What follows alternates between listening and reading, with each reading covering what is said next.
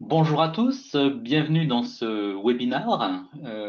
Il s'agit de présenter les nouveautés de la 2104. Donc, je suis Pierrick Martel en charge du Product Marketing chez Centréon. Nous sommes venus en force aujourd'hui avec Laurent Pincivi, Samir Brizini et Olivier Mercier, trois Product Managers chez Centréon. Il ne s'agit pas d'une démonstration de la solution Centréon 2104, non. On va juste parler de ce qu'il y a de nouveau par rapport à la version précédente. Comme d'habitude, la session se continuera par une session questions-réponses. Alors, vous pouvez poser vos questions avec l'outil à droite dans l'outil GoToWebinar. Et puis, à la fin de la session, moi, je vois apparaître les questions là sur mon écran et je les poserai aux trois product managers et on essaiera d'y répondre. À la suite de ce webinaire, dans quelques jours, vous recevrez une rediffusion. Et si jamais on n'a pas bien répondu à vos questions, ce qui peut arriver, ou vous avez d'autres questions, bah, n'hésitez pas à nous répondre. Et puis, voilà, on transmettra toutes ces questions à qui de droit pour les réponses. Voilà, je pense que j'ai fait le tour pour commencer. Alors, 2104, je me permets de commencer par un premier slide qui rappelle que chez Centréon, nous conservons cette pratique qui consiste à sortir une version majeure tous les 6 mois. En vérité, on sort des nouvelles versions tous les 2 semaines potentiellement pour des corrections critiques, notamment des corrections de sécurité, des versions mineures sur des composants logiciels. Et puis, tous les 6 mois, on coupe une version avec tout ce qui est disponible. Et donc, c'est toujours en avril et en octobre. C'est toujours le troisième mercredi d'avril, le troisième mercredi d'octobre. Cette année, ça tombe le 21 avril. Donc, la 2104 s'appelle 2104, non pas parce que c'est le 21 avril, mais parce qu'on est en 2021 et que c'est la version d'avril. Par ailleurs, je rappelle que en plus de cette version logicielle, on développe des plugin packs.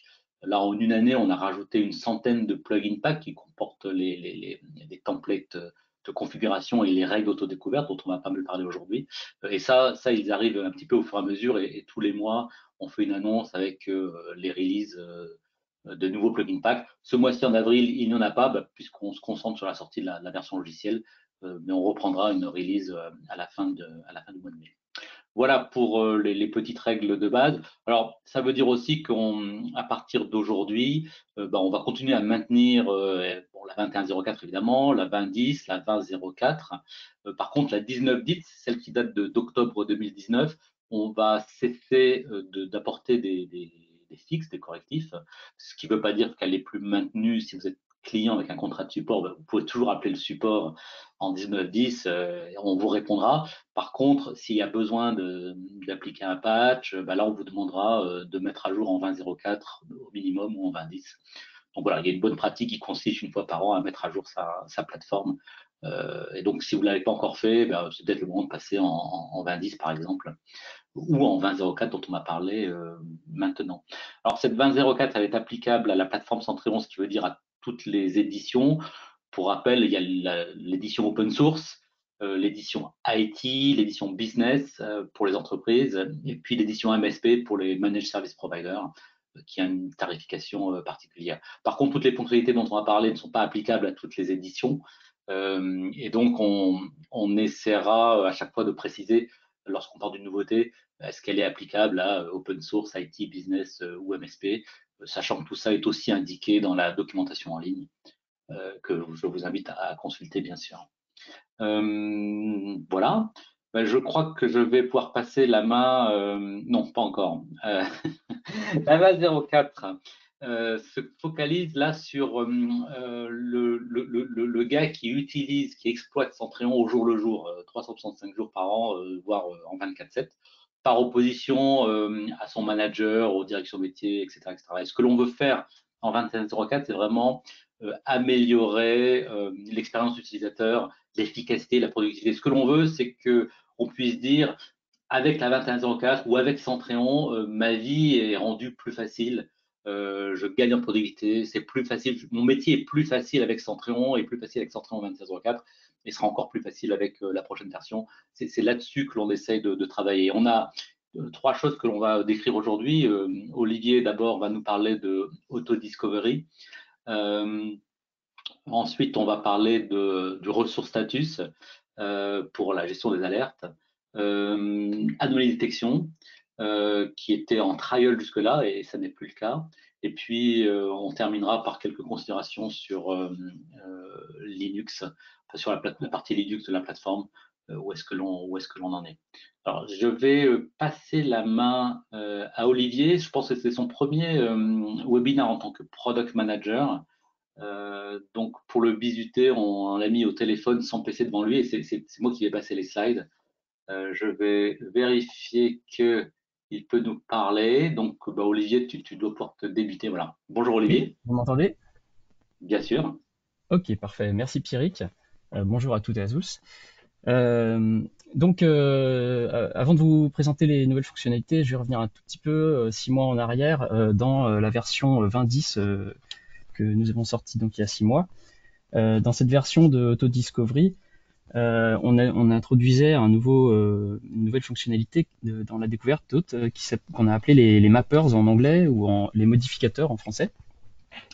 Donc ces modificateurs permettent alors on a tendance à utiliser l'anglicisme mapper, donc des informations issues de la découverte vers des paramètres, des propriétés de configuration des hôtes. Et on les utilisait aussi pour aiguiller vers le bon ou les bons modèles d'hôtes en fait. Donc depuis, enfin c'était une fonctionnalité qui était très intéressante. Pour ma part, j'ai pas, enfin, on l'a pas précisé, mais peut-être certains m'ont déjà rencontré. En fait, je suis un ancien expert de l'équipe expertise de Centréon. Et dans les derniers mois de mon activité de consultant expert, en fait, j'ai eu le confort d'utiliser en fait ces nouvelles fonctionnalités. Et donc c'était plein de promesses, mais il y avait quand même des améliorations à y apporter. Et en fait, on a cherché tu peux passer Pierre. Donc à améliorer cette nouvelle fonctionnalité pour combler les besoins suivants. Donc on a cherché à permettre de définir des conventions de nommage, à permettre de regrouper, de catégoriser les hôtes pour que ça corresponde à l'organisation de l'entreprise ou bien à l'architecture du réseau, mais aussi de faciliter la hiérarchisation du traitement des alertes dès la découverte et la mise en supervision des équipements. Partie suivante, Pierrick, s'il te plaît. Donc, les nouvelles fonctionnalités qu'on a identifiées et qu'on a développées dans cette nouvelle release sont d'abord la possibilité de concaténer des informations issues de la découverte. Donc, quand on découvre, on peut obtenir un nom de VM, euh, un nom de système d'exploitation, une description de l'équipement, une IP, etc. Et donc, ces informations-là, on va pouvoir les utiliser, les mettre bout à bout si on veut, et y compris avec des chaînes de caractères personnalisées. Ensuite, on a développé 3 nouveaux types de mappers, de modificateurs. Le premier va concerner les groupes d'hôtes. Donc, on va pouvoir lier directement dès la création par la découverte des hôtes à des groupes d'hôtes, soit des groupes qui existent déjà auparavant, soit des groupes qui vont être créés à la volée suivant une convention de nommage définie. Ensuite, la possibilité d'associer les hôtes à des catégories d'hôtes sur les mêmes modalités. Donc, ça va être soit une catégorie existante qu'on aura sélectionnée parmi la liste, soit une catégorie qui sera créée à la volée si elle n'existe pas. Et enfin, pour la partie d'exploitation de Centréon, pour faciliter la hiérarchisation des alertes, en fait, on va pouvoir associer dès la création les hôtes à des sévérités d'hôtes en fonction des critères qui seront les vôtres qu'on pourra mettre en œuvre grâce aux mappers. Tu peux passer, Pierre. Parfait. Donc, premier élément, cette possibilité de concaténer. Bah, en fait, ça se passe un peu, voilà, pour ceux qui connaissent déjà l'interface de configuration des mappers, elle n'est pas révolutionnée, mais on a la possibilité dedans non seulement de choisir un ou des informations issues de la découverte, mais aussi de taper notre propre chaîne de caractères pour personnaliser le tout. Donc là, j'ai mis un exemple simple pour information, parce que là, ça se voit pas dans l'animation, mais en fait, pour juste fermer la chaîne, on tape entrée et puis ça passe à la suite. Donc, vous voyez, quand on clique sur le bouton sauvegarder, apparaissent dans la colonne alias, donc il y a non plus seulement le nom d'hôte, mais aussi la description du système qui apparaît. Tu peux passer à la suivante, Pierre. Petit focus sur le mapper host group. Donc le use case que je vous propose là, c'est un premier use case tout simple avec donc imaginons que vous êtes un MSP, vous avez plusieurs clients, vous avez un groupe d'hôtes minimum par client.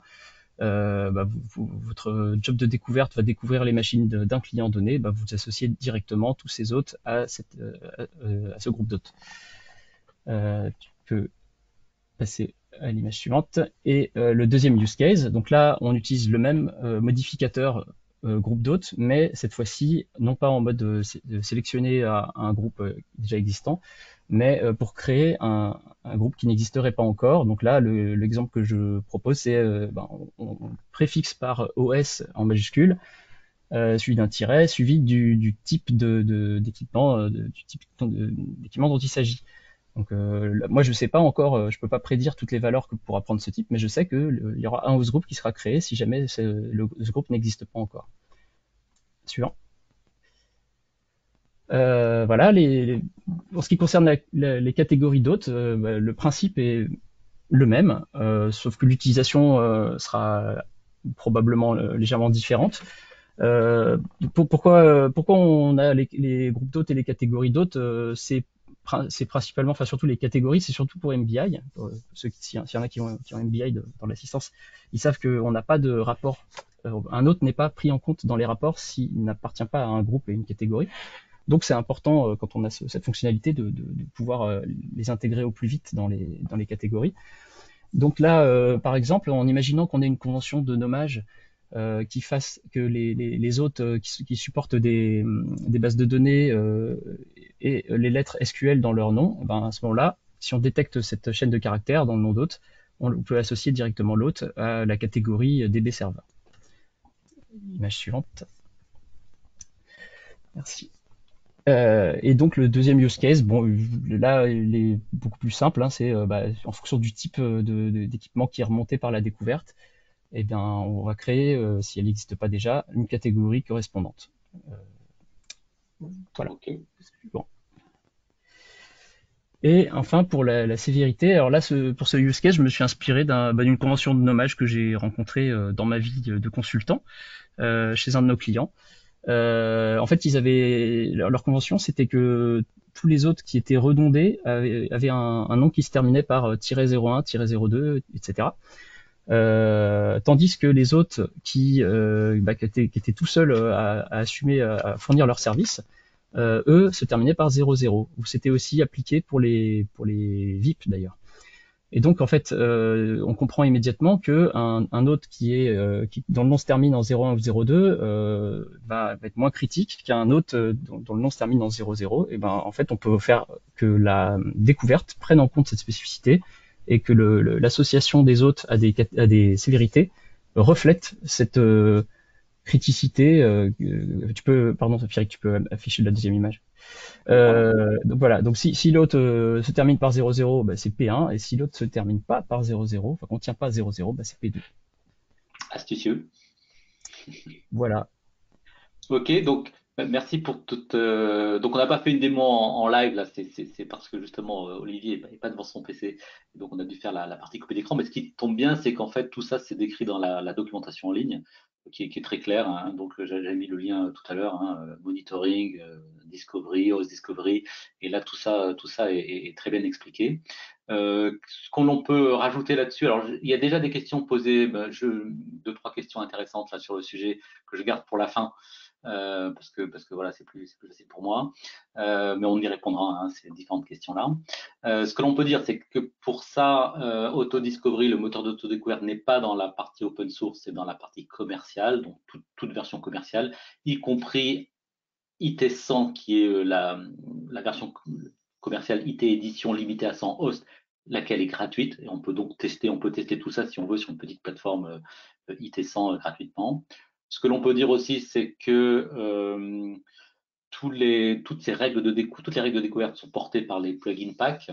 Et donc, dans nos plugin packs aujourd'hui, on a 287 règles de découverte, host et service. Bon, sachant qu'il y a 2 ans, on en avait 83, on en rajoute une centaine par an, voire plus maintenant, parce qu'on a pas mal accéléré. Et ces règles d'autodécouverte concernent par exemple tous les environnements Amazon AWS, Azure, Google Cloud, plutôt du private cloud, Kubernetes, VMware, Nutanix, ou du SD-WAN, ou du Wi-Fi. Voilà, c'est typiquement dans ce type d'environnement que l'on pense que le moteur de découverte est très pratique à être utilisé, en plus de la service discovery qui existe bien sûr toujours. Qu'est-ce que Olivier nous prévoit pour les prochains mois? D'une part, ce que l'on voudrait, parce que c'est pas Olivier tout seul, hein, on a tous notre avis là-dessus, mais ce que l'on voudrait, c'est insérer plus facilement Centrion dans tous les environnements type DevOps ou infrastructure as code, Terraform, etc. Ce qui nous suppose de continuer à développer notre API V2 qui pour l'instant ne supporte pas les modes de configuration. Donc voilà, dans les 12 prochains mois, il faut que on ajoute à notre version V2 là, de l'API REST tout ce qui est configuration de façon à bâtir un CLI là-dessus, sachant qu'il en existe déjà des CLI basés sur les versions présentes de l'API.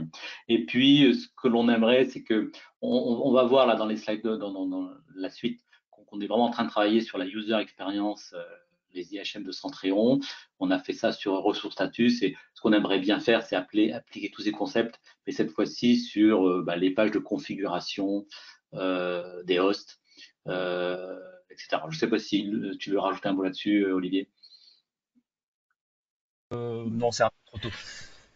C'est un peu trop tôt. Donc maintenant, ce qu'on peut dire, c'est qu'on fera appel à tous nos utilisateurs là pour qu'ils nous donnent leur avis sur est-ce que ce que l'on fait en version bêta est bien ou pas et comment est-ce dans quelle direction est-ce qu'il faut qu'on travaille. C'est ce qu'on a fait sur Ressources Status, ça a été assez efficace.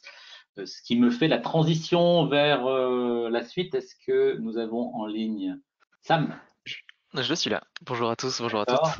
Alors je pense qu'il faut que je te passe l'écran et ça, je fais ça avec désigner un autre participant. Voilà. Je te désigne comme présentateur, donc tu vas pouvoir partager ton écran. Alors, peut-être que je suis sur le mauvais écran. Ou je pense parce que là, on voit le mode présentateur là. Ouais, alors bouge pas, en fait, il m'a accepté l'écran par défaut. Oui, oui. Maintenant, GoToWebinar est comme ça. Il propose pas de choisir tout de suite. Donc, il faut que tu ailles Et dans. voilà, Voilà. ça a dû être corrigé. Merci. Allez, parfait. Bah écoute, merci Pierrick, merci Olivier.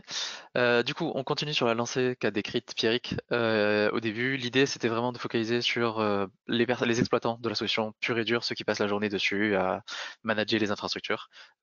Comment on peut leur faire gagner du temps et comment on peut résoudre aux pain points qu'ils ont eu dans le passé. Donc, de la même manière qu'Olivier, je reviens quelques mois en arrière, on a lancé Ressources Statut, qui a une ambition de faciliter la vie en réunissant, en étant le point d'entrée de la gestion de l'infrastructure pour les exploitants. Et il y a eu énormément de retours dessus, beaucoup de choses qui étaient améliorées. Il y a eu beaucoup de comparaisons avec les anciennes capacités des anciennes pages. Donc Ressources Statut manquait encore de pas mal de capacités qui étaient dans ces pages-là. Voilà, donc le focus qu'on a eu sur les 6 derniers mois, c'était vraiment de combler tous ces manquements et d'aller encore plus loin là où on pouvait aller encore plus loin.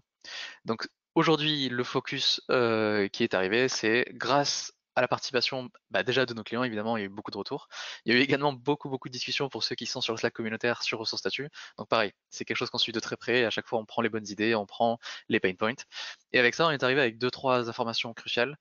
Une des premières, c'était que la page manquait de place pour le contenu. C'est-à-dire que les lignes étaient trop grandes, etc. Et que du coup, tout simplement, en tant qu'exploitant, je voyais pas assez de lignes pour lister mes events. Donc c'est la première chose qu'on pardon, c'est la première chose que nous avons améliorée. Et aujourd'hui, en fonction des écrans que vous avez, etc., bah, c'est jusqu'à 50% de contenu en plus, sans avoir besoin de scroller, etc. Donc, toujours dans la dynamique de là où on peut économiser des clics, on le fait. On a complété les ressources, les types de ressources incluses dans la ressource statut. Donc il y avait host et service déjà. Nous avons rajouté les métaservices et nous avons également agrémenté les capacités de filtre qui existent. Donc par exemple dans les discussions que nous avons eues côté client et côté utilisateur sur le Slack, beaucoup de demandes sur le monitoring server ou les polars. Donc voilà, donc ça a été rajouté par exemple. Euh, tous les différents paramètres de la page ont été sauvegardés. Alors soit dans l'URL, soit en local, ce qui fait que la vue que vous avez, vous pouvez beaucoup plus facilement la partager avec d'autres utilisateurs qu'avant. Donc ça pareil, c'était une énorme demande qui est souvent remontée, qui est que entre deux partages de liens ou deux visites, je ne gardais pas forcément tous les réglages que j'avais auparavant. Enfin, on a rajouté une option qui avait été, alors là, pour le coup, très très demandée parce que au-delà de la quantité d'informations qui étaient affichées d'un point de vue des lignes, le type d'information qui était remonté, donc là cette fois-ci on parle des colonnes, était insuffisant. Donc voilà, on nous a remonté par exemple les notifications, qu'est-ce qu'il y a des notifications activées ou non, qu'est-ce qui est en actif passif, etc. Donc tout ça, ça a été intégré. Et donc ça nous donne la vue par défaut que vous avez là. Et enfin, on a un énorme travail qui a été fait sur le gestionnaire de graphes, qui est vraiment donc le moteur de graphe qu'il y a derrière, a été entièrement revu, qui nous permet du coup d'aller beaucoup plus loin sur les capacités. Du coup, ce que je vous propose, c'est de regarder ça de manière très concrète. Là, je suis connecté sur la démo de Centréon. Donc voilà, donc la page sur laquelle j'arrive par défaut. Alors là, en plus, je suis zoomé. Alors, pour l'instant, moi, Oui. je vois encore ton slide là. Ah, alors bouge pas. Il suit pas. Pourtant, je suis en mode écran. Est-ce que cette fois-ci, vous voyez la page statut? Oui, c'est parfait. Ok. Très bien, merci. Du coup, donc là, je suis sur ma page ressources statut et donc on peut voir directement ce dont je vous ai parlé avant. Si vous avez la notion de combien d'éléments il y avait d'affichés, normalement vous en avez pas mal de plus aujourd'hui. Et donc la première chose qui saute aux yeux, vous allez voir, vous avez dans les colonnes qui sont apparues ces petites icônes de gestion. En fait, c'est ce qui permet tout simplement de manager mes colonnes. Donc on en parlait juste avant. Ici, j'ai l'option qui me permet de regarder les colonnes qui sont affichées et j'ai envie d'afficher par exemple de rajouter le poller sur lequel est attachée ma ressource, je rajoute la colonne et je peux évidemment changer l'ordre de mes colonnes à volonté si je veux voir mes notifications, lesquelles ont les notifications activées ou non, etc. Si jamais je veux remettre à zéro, j'ai un bouton qui permet de reset et je peux reprendre là où j'en étais. Pareil, ici, avec le bouton des filtres, je peux rajouter le filtre sur poller et décider sur quel poller je veux. Là, je suis sur démo, j'en ai qu'un seul, donc je vais filtrer sur le central, mais je peux facilement choisir sur quel poller de quel poller je veux voir les ressources. Donc ça, c'était les premières améliorations. Nous avons parlé également du coup du moteur de graphique. Alors vous aviez déjà des options pour avoir les aperçus ici. Si j'ouvre le graphique, alors petite nouveauté d'ailleurs qui a été beaucoup demandée, le panel est maintenant, on peut agrandir le panel, donc jusqu'à 75 ou 85% de la taille de votre fenêtre. Et donc évidemment on voit qu'il s'adapte automatiquement en fonction de l'affichage. Ce panel de graphes, il a été agrémenté de la première manière. Vous avez maintenant toute une gestion fine de la période sur laquelle vous regardez ce qui se passe sur votre métrique.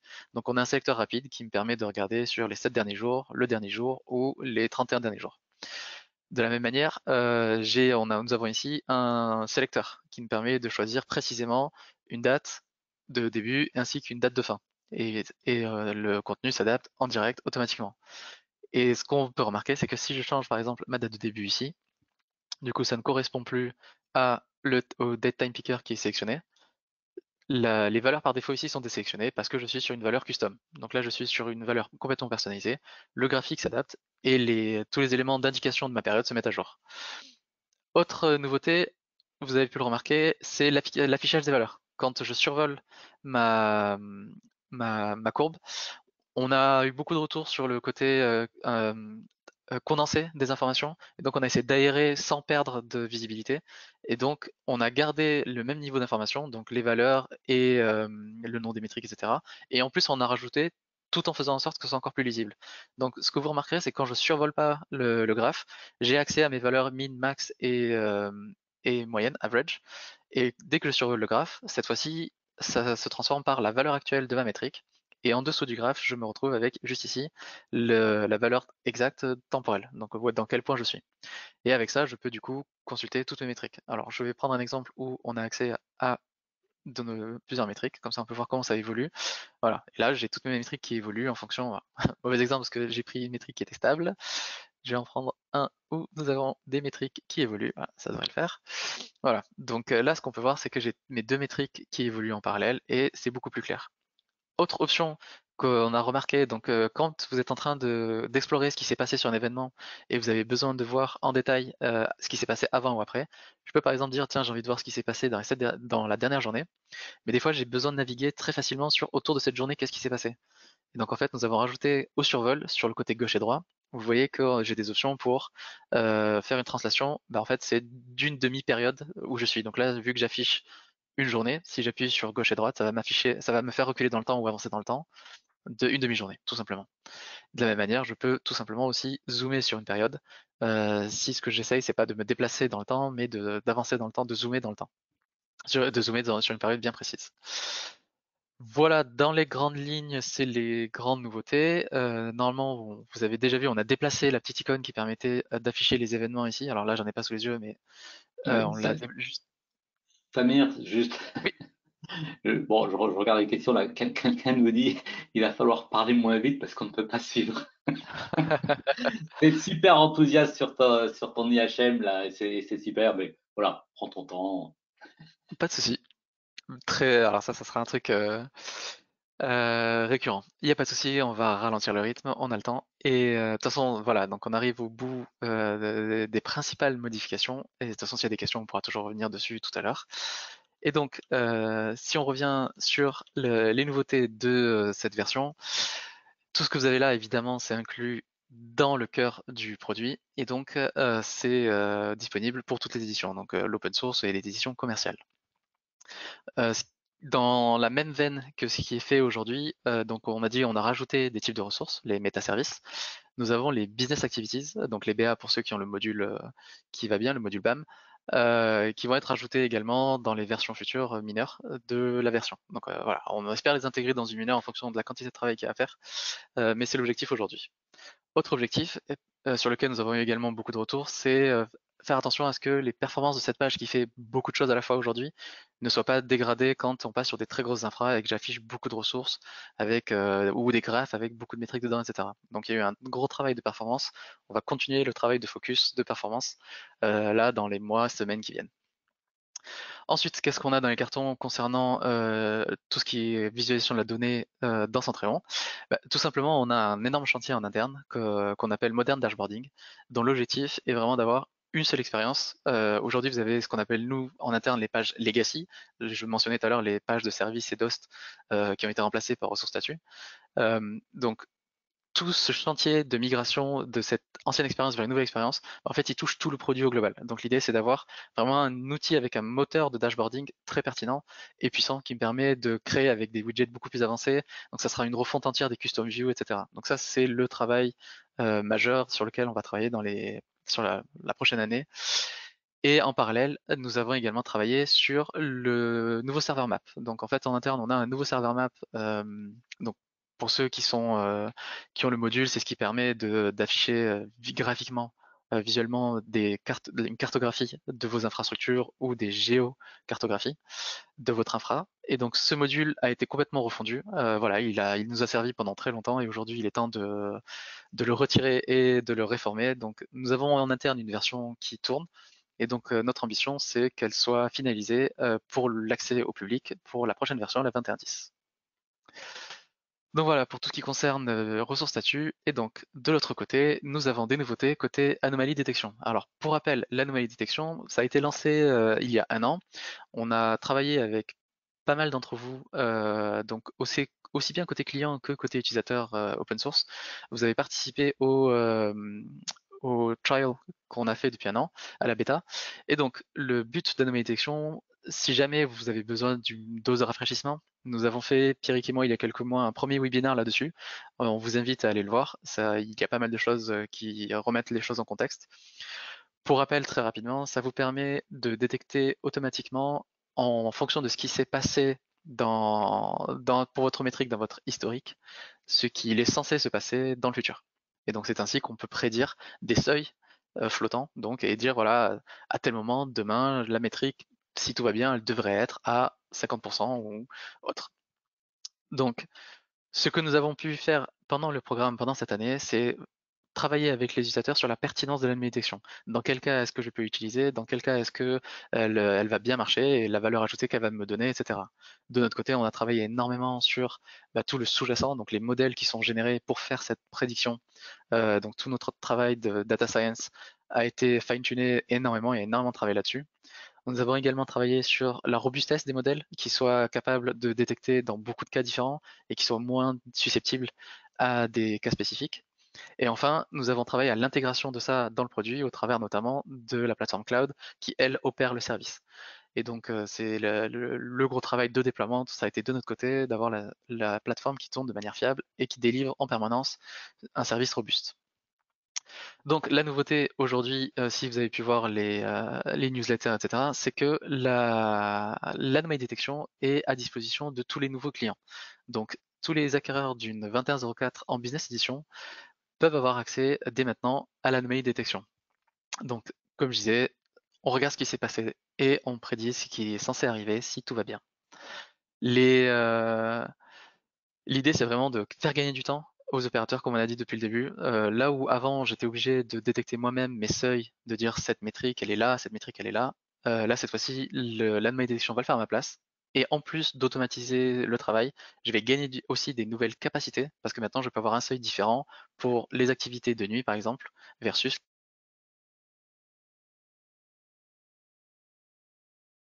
Alors Qu'est-ce là, que ça on veut dire? t'entend. Ah, Ah, on ça y t'a est, vous perdu m'entendez? une seconde. Pardon, ouais. Petit problème de casque, c'est revenu. Donc, concrètement, ce que ça veut dire pour les utilisateurs, ça veut dire que si j'acquiers une business edition, j'ai 10% de mes hôtes acquis offerts en nombre de métriques d'anomalie détection. Donc si j'ai acheté une édition avec 1000 hosts, tout simplement, ça me donne accès à mes 100 métriques en anomalie détection. Et donc aujourd'hui, cette limite, c'est une limite dure. Et donc ce sur quoi on est en train de travailler, c'est en fonction de l'adoption des utilisateurs, on va mettre en place des capacités pour dire, en fait, le besoin, je tire beaucoup de valeur, j'ai besoin d'avoir plus que mes 100 ou mes 50, comment est-ce que je peux faire pour en acheter d'autres? Et donc c'est quelque chose sur lequel on travaille d'ailleurs avec les clients également, sur le meilleur moyen de vous permettre d'acheter plus de besoins tout simplement. Du coup, si on fait le tour, cette capacité, c'est les améliorations sur l'anomalie détection, c'est en Business Edition 21.04. Nous travaillons à l'intégrer dans l'MSP Edition également, donc ça va arriver dans les semaines qui viennent. On travaille là-dessus. Et ce qui n'a pas changé par contre, c'est l'accessibilité. Donc ceux qui ont fait partie du programme bêta ont pu le tester. Aujourd'hui, c'est très très simple d'acquérir la feature. Il faut avoir une 21.04. Il faut souscrire, donc là c'est en nous contactant, etc. Vous recevez le token qui vous permet d'accéder à la plateforme par email. Et dans le module anomalie détection, dans le produit central, on insère ce token et on est branché. Et enfin, grosse amélioration, on a rajouté un module de suggestion des métriques. Si vous revoyez le webinar que nous avons fait il y a quelques mois, on précisait que pour tirer un maximum de valeur de cette feature, ce qu'il faut, c'est avoir des métriques qui se prêtent au jeu. Donc c'est soit qui sont plutôt stables dans le temps, soit qui sont saisonnières, qui dans leur manière d'évoluer ont un pattern de récurrence. Donc voilà, donc on a développé un module pour aider les clients à repérer ces métriques-là. Je vous montrerai juste après. Toujours est-il, ce que nous avons dans les cartons pour la suite, anomalie détection, c'est la première fonctionnalité de tout ce qui est machine learning et IA. Il y en a d'autres, et donc là, on peut mentionner le capacity planning, le cluster anomaly, etc. Si vous avez des questions là-dessus, on pourra échanger, notamment sur le Slack ou autre, avec plaisir. Concernant ce module même, l'anomalie détection, on travaille sur d'autres améliorations pour le rendre encore plus facile à paramétrer et qu'il puisse détecter automatiquement les bonnes périodes d'entraînement, etc. Enfin, on fait que l'améliorer. Et enfin, la prochaine capacité, c'est ce que j'ai mentionné tout à l'heure avec le billing, c'est la capacité de vous donner accès à travers une identité Centréon, que vous ayez tout simplement un login mot de passe Centréon, et qu'à partir de là, depuis votre espace personnel, vous ayez accès à tout ce qui est souscription, facturation, etc., et suivi de ma consommation de l'anomalie détection. Donc si on regarde dans les faits, je propose de faire un tour très rapide du module qui permet de suggérer les métriques compatibles et ce qui donne une fois que vous l'avez en main. Alors là, pour le coup, j'ai juste les slides pour vous montrer. Si vous avez déjà vu le module en œuvre, soit à travers les webinaires, soit parce que vous l'avez manipulé vous-même, vous remarquerez qu'il y a une option qui est apparue ici et qui permet désormais d'avoir accès au module qui suggère. Alors on n'a pas encore de nom ultra bien trouvé, donc on appelle le module qui suggère les métriques pour l'instant. Et donc ce module, ce qu'il vous donne, c'est voilà, il va lister vos services et vous dire j'ai analysé les services qui sont présents et donc on fait un scoring sur deux paramètres. Le premier, c'est la saisonnalité, donc c'est à quel point est-ce que dans son évolution, il a une récurrence possible. Et l'autre, c'est sa stabilité, qui est est-ce qu'il est complètement chaotique ou est-ce qu'il tourne autour d'une valeur qui est plutôt stable, une moyenne plutôt stable en général. Donc voilà, donc basé là-dessus, nous avons un système de classification avec des étoiles. Tout ça, c'est en cours de travail. Donc l'idée, c'est justement de profiter des feedbacks de la communauté, comme on a fait sur le ressource statut, et d'améliorer ensemble, fine-tuner ce système d'évaluation. Donc, dans les faits, je peux, comme d'habitude, survoler grâce à mes options de graphe les différentes métriques et dire, ah tiens, celle-ci, elle m'intéresse. Et donc là, vous pouvez voir que sur la gauche, vous avez le petit bouton Ajouter qui permet très simplement de préconfigurer le module. Et donc, ça vous renvoie au formulaire de déclaration d'un service d'anomalie détection déjà pré-rempli. Et donc, tout ce qui reste à faire, c'est valider. Et je vous renvoie au résultat que nous avons sur le webinaire précédent, où on vous montre clairement le résultat avec voilà la prédiction, voilà la métrique réelle, et voilà là où ça générait des alertes, etc. Voilà pour moi de mon côté. Super, merci beaucoup. Alors, il y a pas mal de questions, hein, notamment sur Ressources Status et même des suggestions, et puis aussi sur tout ce qui est AIML. Donc, on verra ça à la fin. Je vais passer la main à Laurent. Laurent, je te propose comme présentateur. C'est bon, vous devriez voir mon écran. Merci Pierrick. On voit ton Euh, écran. Parfait. Alors, effectivement, on a pas mal discuté au début du webinaire de toutes les nouvelles fonctionnalités du logiciel. Là, on va plus se concentrer sur la plateforme elle-même. Donc, un petit rappel, depuis donc, la version 20.10 sortie il y a 6 mois, Centreon propose une version compatible pour l'installation avec Enterprise Linux 7 et 8. Donc, ça veut dire la possibilité d'installer Centreon sur CentOS, Oracle Linux ou Red Hat en version 7 ou en version 8. Et ce, pour la totalité des éditions. Donc, la doc est à jour. Je vais cliquer sur la doc.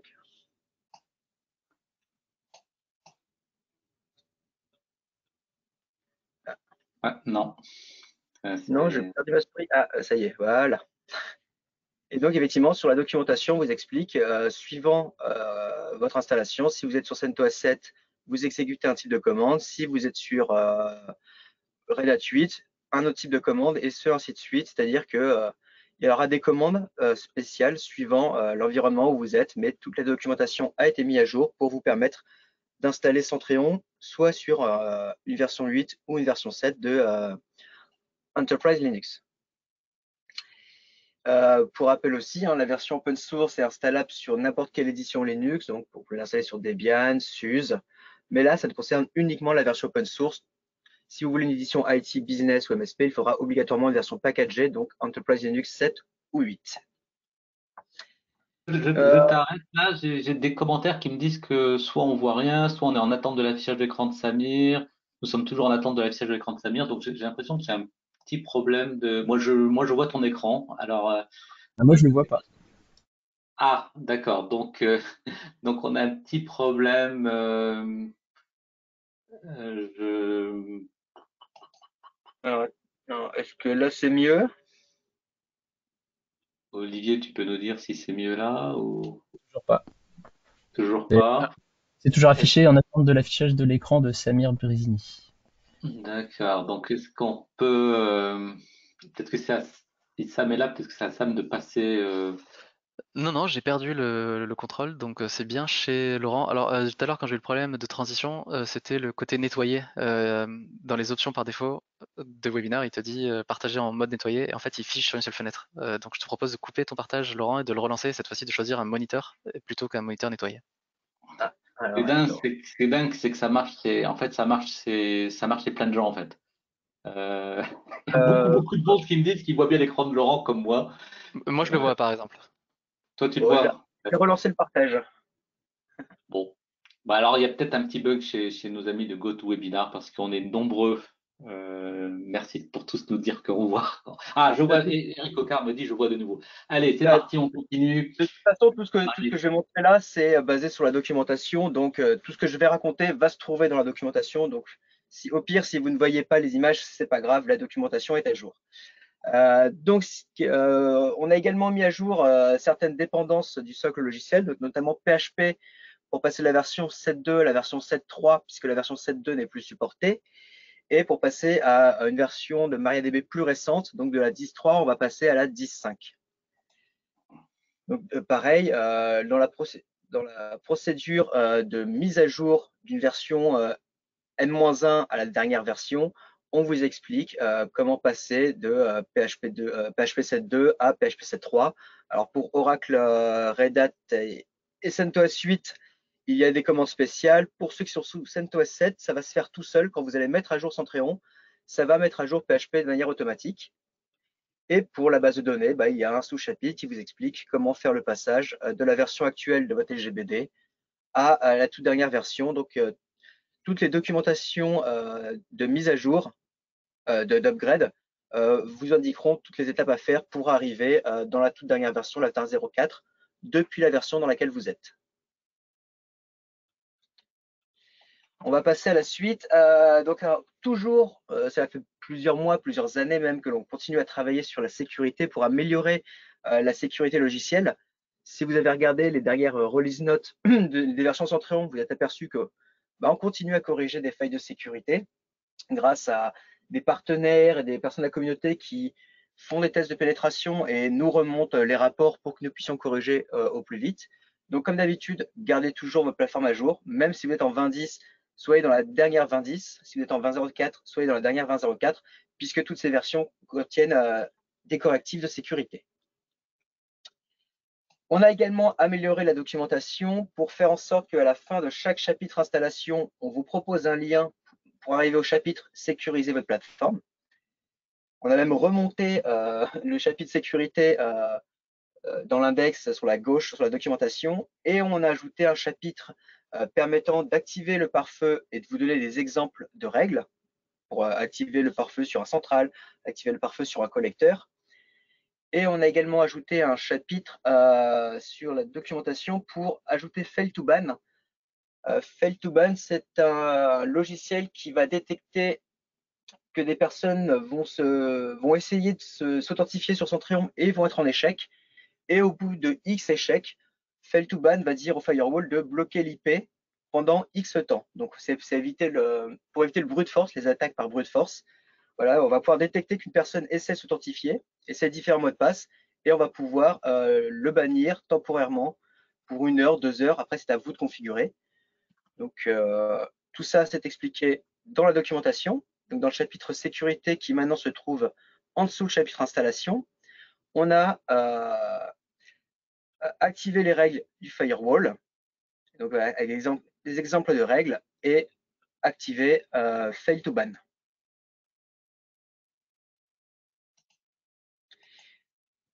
Continuons la sécurité. SE Linux, on vous en avait parlé au dernier webinaire. Nous avons enfin les règles SE Linux pour les versions 20.10 et les versions 21.04. Et ce, pour l'ensemble des éditions. Donc, on a des règles SE Linux pour un serveur central, un poller, un serveur map, un serveur MBI. Donc, pareil, la documentation est à jour et vous explique comment activer SE Linux. Donc, vous explique ce que c'est qu'SE Linux, à quoi ça sert, comment l'activer. Alors, on propose dans un premier temps de l'activer en mode permissif, puis d'installer les règles. Donc, suivant le type de serveur, vous allez avoir installé un certain nombre de paquets. Et vous allez pouvoir continuer à utiliser votre plateforme. Et au bout d'un certain temps, lorsque vous allez auditer le fichier audit.log et vous n'allez pas trouver d'erreur, vous allez pouvoir activer les règles SE Linux en mode enforcing, donc en mode renforcement complet. Et si jamais vous trouvez des erreurs, vous pouvez nous contacter pour que nous puissions vous aider, soit à créer des règles, parce que c'est des règles personnalisées pour votre environnement, soit c'est des règles génériques que l'on aurait oubliées, et pour améliorer nos paquets. Donc dès à présent, vous avez SE Linux disponible pour les versions 20.10 et 21.04. Maintenant, qu'est-ce qui va se passer dans les prochains mois? On vous avait parlé du support de Debian. Donc, pour le deuxième semestre 2021, donc de cette année, nous allons sortir la version open source en paquet Debian 11. Puis, pour le premier semestre de l'année 2022, on va sortir l'ensemble des éditions, donc IT Edition, Business Edition, MSP Edition, avec des paquets Debian 11. Donc, on continuera à faire des paquets Enterprise Linux 7 et 8, mais on fournira en plus des paquets Debian pour ceux qui souhaiteraient installer leur plateforme business sur un environnement Debian. On va également améliorer PHP. La version 7.3 ne sera pas supportée très longtemps par PHP, donc on va passer à la version 8, ce qui devra arriver pour la prochaine version majeure. Et on va également renforcer tout le système d'authentification dans Centréon. Donc on est en train de réécrire toute la partie authentification pour renforcer l'authentification locale, l'authentification LDAP, améliorer l'authentification OO2 OpenID et sûrement rajouter l'authentification OO2 SAML. Voilà pour moi. Merci Laurent. Alors on a beaucoup de questions, on est en train de déborder un peu sur l'horaire, mais c'est pas grave. Donc je vous demande de répondre assez succinctement aux questions. De toute façon, je vous enverrai par mail, et puis si jamais il y a besoin de plus de réponses, vous pourrez faire ça par mail. Donc on va commencer par Auto Discovery. Enfin non, tiens, on va parler tout de suite. La toute première question, elle avait lieu, c'était avec Okta. Est-ce qu'une intégration avec Okta est prévue? C'est pour toi, Laurent. Effectivement, oui, c'est dans la partie réécriture de l'authentification, on va améliorer la partie OpenID pour être compatible avec Okta. Donc effectivement, c'est des travaux qui vont arriver, qui vont commencer là dans les prochaines semaines. D'accord, merci. Donc je reviens à Autodisco. Concernant les catégories d'hôtes et services et sévérité, il est déjà possible de les définir dans les modèles. Est-ce toujours une bonne pratique ou faut-il mieux les renseigner dans l'objet final? Ça, c'est pour lui. Alors, c'est toujours une bonne pratique, mais le fait de pouvoir les paramétrer automatiquement en fonction de critères objectifs au niveau de la découverte permettent d'être plus fin et donc de ne pas se baser uniquement sur ces templates. D'accord. Donc c'est une pratique supplémentaire, mais ça reste une bonne C'est ça, pratique. c'est en plus. Est-ce qu'on envisage de faire de la discovery sur des outils comme ITSM, comme GLPI ou ServiceNow? J'ai envie de répondre oui, bien sûr, oui. Et en fait, ce qu'il faut savoir par rapport à notre mode de fonctionnement, en fait, c'est que les règles de découverte sont sont fournies dans les plugin packs. Les plugin packs sont maintenus par les consultants Centréon et ils sont réalisés en fonction des demandes, en fonction des besoins de nos clients. Alors, on en crée aussi de notre propre initiative. Mais on n'a pas encore fait en tout cas sur ce type d'outils. Et effectivement, oui, D'accord. Donc il suffit de demander, si tout le monde demande, voilà, si tout le monde vote pour GLPI ou ServiceNow, ben on va faire ça. Mais c'est une excellente idée, évidemment, c'est ce qu'on veut faire, hein, de la découverte sur des CMDB. Une autre question, alors est-ce qu'on pourrait avoir un mapper qui permettrait, si mon host contient SQL dans le nom, alors les contact groups seraient positionnés à DBA contact sans forcément mettre DBA contact dans un template host? Alors, on n'a pas encore fait de mapper pour les contact groups. Je ne sais pas si on va développer toutes les fonctionnalités comment dire, tous les paramètres d'hôtes dans les mappeurs de découverte. C'est pas forcément exclu, mais on n'avait pas encore réfléchi à ça. En revanche, ce qui peut être fait comme contournement avec les existants, c'est de s'appuyer sur les host groups pour définir des règles d'escalade liées à des contact groups. D'accord. Donc de mettre ça dans les règles d'escalade des host groups et le mapping vers les host groups va permettre de contourner le problème, c'est ça? C'est ça. C'est ça. Merci Olivier, je crois que c'est tout sur Autodisco. Ensuite, on a des questions sur ressources status. Alors des questions, des commentaires, des envies, des suggestions. Donc c'est pour toi Sam. Est-ce qu'il est possible de filtrer sur les hosts qui ne sont pas en downtime? Alors, filtrer sur les hosts qui ne sont pas en downtime à ce stade, je crois pas. Je réfléchis. Est-ce qu'il y a moyen de contourner ça? Mets ça dans ta liste de suggestions. Est-ce que l'export des graphes est toujours au format Cacti? Aujourd'hui, c'est du PNG. C'est du PNG. Parce que comme on a revu entièrement le moteur de graphe, est-ce que l'export des graphes a changé en fait? Le moteur de l'export de graphes aujourd'hui donne et reflète exactement ce que vous avez sous les yeux. Donc, si par exemple j'ai agrandi mon panel et que j'ai un grand graphe, etc., l'export que je vais avoir, ça sera un PNG vraiment à l'image de ce que j'ai sous les yeux. D'accord. D'accord. C'est vraiment du what you see is what you get. Super. Est-il prévu plus d'éléments filtrants ou des outils de concaténation de recherche? C'est quelqu'un qui est un utilisateur Struck. Et sur Struck, les filtres permettent de faire du AND et du OR, de cumuler les filtres, etc., etc. Exactement. Alors ça, c'est la volonté qu'on a in fine, c'est vraiment d'arriver à, c'est pour ceux qui utilisent par exemple des outils comme Jira, etc., et qui a leur propre langage de scripting qui s'appelle le JQL, qui permet vraiment de dire voilà, je veux ça ou ça dans ça. Donc effectivement, toutes ces capacités avancées de recherche et d'expression, c'est quelque chose qu'on a envie d'implémenter. Donc c'est clairement dans la visée. Ça demande d'avoir déjà en place tous les types de ressources et de filtres qui existent déjà. Et après, ça, c'est le moyen de les lier. Donc effectivement, c'est dans la vision à venir. D'accord. Personnalisation des couleurs des graphes, est-ce que c'est possible? Alors pas à ce stade, pour le coup c'est la première fois qu'on me le remonte. Là je rejoins Olivier, notre méthodologie c'est vraiment de dire tout ce que vous avez vu aujourd'hui ça a été issu de l'expression de la communauté. Si on a des demandes là-dessus qui sont pertinentes et nombreuses, ouais avec plaisir. Pas à ce stade en tout cas. D'accord. On a un commentaire qu'on a déjà eu dans le passé hein, sur les moyennes que l'on fait sur des valeurs entières. Lié à RRD. Ça n'a pas de sens d'avoir une valeur de 3,567 pour des process en cours. Normalement, RRD permet d'utiliser min ou max au lieu d'average. Donc ça, c'est une question qui est quelque part chez vous et qui sera répondue plus tard, je crois. C'est quelque chose de Euh, connu, voilà effectivement. voilà. Y a-t-il des nouveautés dans les vues personnalisées? Donc les custom views, non, ça tu as précisé que c'était justement c'était la suite, quoi. C'est la suite de la roadmap. C'est exactement ça, c'est le gros chantier qu'on veut adresser. Voilà. Prochain gros chantier. Euh, Bonjour. Vous n'avez pas eu de retour indiquant que la relation service et hôte n'est pas claire dans cette nouvelle vue d'événement comparée à l'ancienne? Une Alors, remarque, une question ou commentaire? alors c'est une bonne question. Aujourd'hui, il y a un élément qu'il faut prendre en compte, c'est la notion de ressources. En fait, ça demande effectivement on se détache un peu de la notion de hôte et de service. Donc il y a marqué ressources et parent, qui est le parent de la ressource. Donc lorsque j'ai un service, j'ai l'hôte auquel il est rattaché.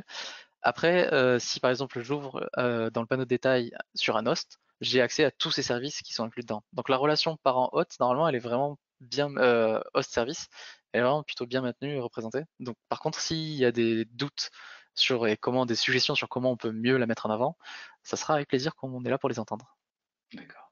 Bon, il nous reste 6 minutes. Je suppose que ça va couper au bout de 6 minutes parce que GoToWebinar, à mon avis, coupe au bout d'une heure. Alors, si ça coupe brutalement, bah, ça sera pour ça. Donc, est-ce que les ressources, statuts et fils seront impliqués à la partie configuration? Bah, ça, c'est l'ambition d'Olivier, hein, d'appliquer ces concepts-là à la partie configuration des hosts. Alors après on passe, tu as parlé un petit peu de map qui évolue. Est-ce que la nouvelle version de map fonctionnera toujours avec Java? Ben non, ce sera un client web sans Java. Il Map y est avait entièrement revu, serveur et web. voilà, il y a encore une question sur les filtres de ressources status. Ça se fait avec un ou logique. On aimerait pouvoir mettre un ou et un et. Donc je crois que C'est ce que je disais tout à l'heure, c'est voilà, c'est l'ambition, on va complémenter ça petit à petit. concernant Map, je prévois de le mettre en œuvre prochainement. Est-il préférable d'attendre la 21.10 ou puis-je déjà travailler dessus, considérant que la migration vers la nouvelle version sera facilitée? Est-ce qu'il faut continuer à travailler sur la map actuelle? On peut très bien travailler avec le map actuel. On a déjà en place les outils de migration, ils ont déjà été testés, ils marchent très bien. Donc aujourd'hui, vous pouvez absolument travailler sur le map actuel et les outils sont déjà en place en fait pour migrer de l'un à l'autre. Bon, super. Très rassurant. Ensuite, on passe à la partie anomalie détection. Donc, il y a des questions sur le fait que ça se trouve dans le cloud Centréon. Il y a plusieurs personnes qui disent, ah, mais est-ce qu'on pourrait avoir ça on-premise? Moi, je traite avec des clients qui sont des agences gouvernementales. Donc, voilà, pour l'instant, c'est l'architecture cloud augmented. C'est ce qui nous permet de tout développer avec les bonnes ressources. On n'a pas encore de plan pour pouvoir remigrer tout ça on-premise. Mais on est tout à fait conscient que dans de nombreux cas, la mise en œuvre n'est pas possible pour tout un tas de raisons spécifiques. Donc, on entend bien tout ça, mais dans les 12 prochains mois, ça restera en cloud augmented. J'ai 3-4 questions comme ça là-dessus. Alors, il y avait en fait, il y avait une autre question sur Ressource que j'ai banqué là. Peut-on afficher les services qui sont hard et notification enabled ou soit l'un ou soit l'autre? Alors, bonne question. Alors, hard, ou soit l'un, ou soit l'autre. Ah, c'est un cas que j'ai pas testé. Avec les filtres, de toute façon, il y a moyen de jouer avec les filtres pour avoir l'information, mais avoir la combinaison logique précise, je crois pas à ce stade, mais il faudrait que je refasse le test pour pouvoir répondre concrètement. D'accord. Voilà. Alors, après, il y a des questions sur alors CentOS 8. Alors là, je les ai pas triées, donc c'est un petit peu plus compliqué pour moi, excusez-moi. Euh, il y a encore beaucoup de questions.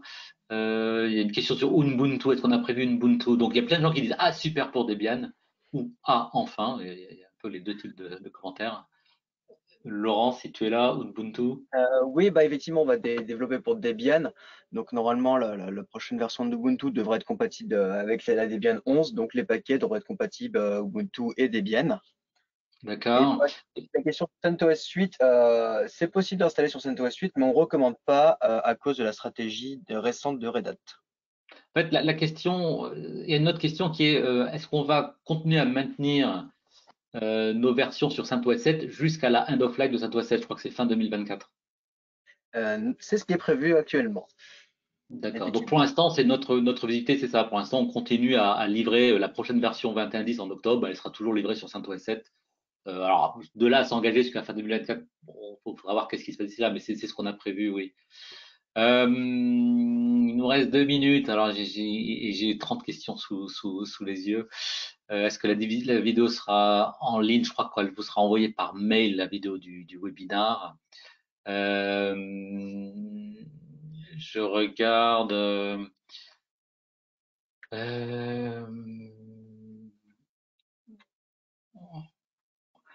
bon, ben voilà, là on a fait.